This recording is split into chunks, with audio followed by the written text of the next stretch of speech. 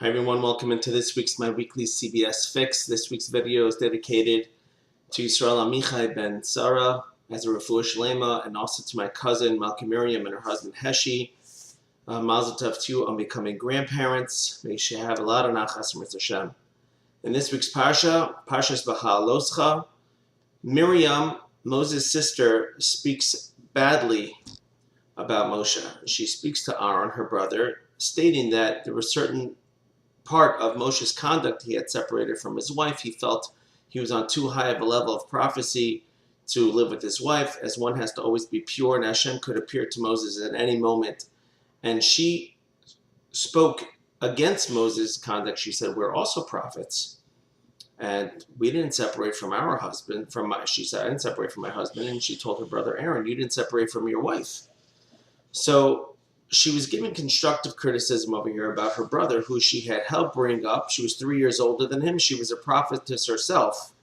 And the Torah tells us an expression that Va'ish Moshe anav ma'od mikol adam, and the man Moses was more humble than any other person on the face of the earth. Whether it means he was the most humble person ever, or at that time is a dispute in the Talmud. But here the Torah chooses to tell us about Moses' humility. And it begs the obvious question. It's not like she made fun of him in front of all the people and everybody heard and everybody laughing, and Moses still kept his composure, didn't say, now that would be an incredible feat.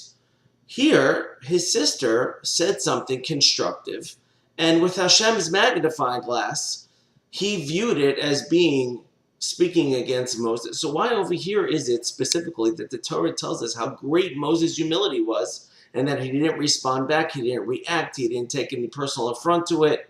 Why over here is the Torah telling us that Moses was the greatest person in humility? And I heard from a neighbor of mine, Rabbi Moskowitz, he told me a fascinating idea that the laws actually of Loshon Hara are hinged on this, and teaches us that even if a person is as great as Moses, he was the greatest person, and to him, it's like a fly in his back.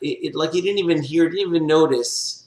Nevertheless, the Torah is telling us how careful we must be when speaking Loshon Hara. And it's specifically with somebody like Mo, who is the greatest person, that you would think if anyone's not going to take any offense, it's going to be Moses, because he doesn't care.